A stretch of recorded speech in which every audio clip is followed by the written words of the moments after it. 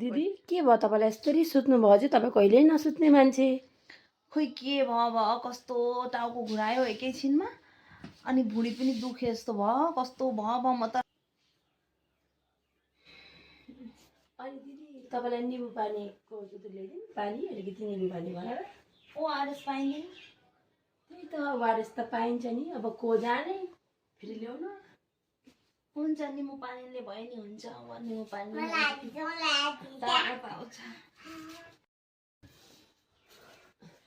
दिदी आयो उठ्न पनि सक्दिनँ हो ल्या दिदी यसको पनि अलिअलि उत्पात छुइनँ एकछिन बस्दैन यहाँ ठुली मम्मीले आयो भएको छ यता आएर म चाहिँ अब खाना बनाउन सक्दिनँ हो आज ए कहाँ बनाउनु तपाईँले म बनाइहाल्छु नि म अब आराम गर्नु पर्यो बहुत कमजोरी अघि उठ्न बारिस चाहिँ खाना पाएको भए चाहिँ अलिकति राम्रो हुन्थ्यो अघि उठ्न खोजेको धन्य लडिनँ ए राम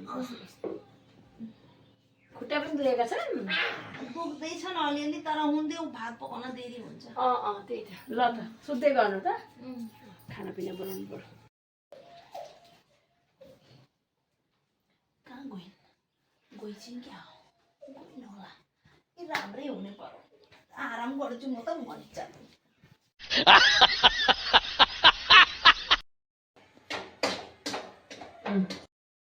मिठै पकाइन होला हौ खाना त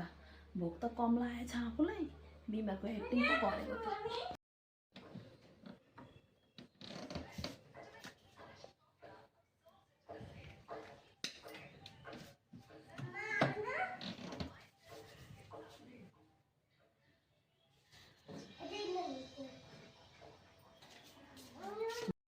के भएर चुल एकदम स्ट्रेट छ भनेको त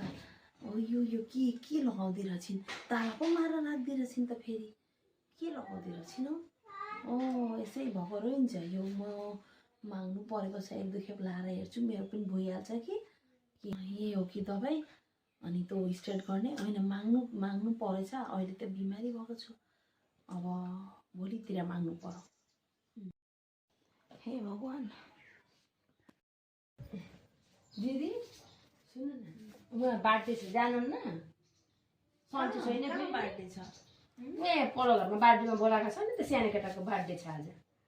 कस्तो राम्रो मिठो कस्तो मिठो स्यान्ड आएको छ भन्नु न ए तिमीलाई काम गर्न बोलाएको त्यही काम गर्न बोलाएको छ नि पुगेर आउनु पर्यो नि त भरे आइन भने जस्तो हुन्छ होइन ए जाऊ म त सक्दिनँ बिमारी भएको छु आजै बिमारी भयो फेरि हुन्छ त सुत्दै गर्नु म गराउँछु के चाहियो मलाई भन्नु नि हो ल आज पो रहेछ त्यहाँ बार्थडे मलाई त थाहै भएन ठुक्क आजै एक्टिङ गर्नु परेको फेरि आफूलाई बिमारी देखा आपने लापरवाही का नतीजा है अब कति मिठो मिठो खाने परे ए बर्बादै भयो मेरो त हेभी लसै हुने पर्यो के गर्नु अब बिमारी भएको एक्टिङ गरिहालेँ कान्छीले त मिठो मिठै चप्काउने पऱ्यो नि अब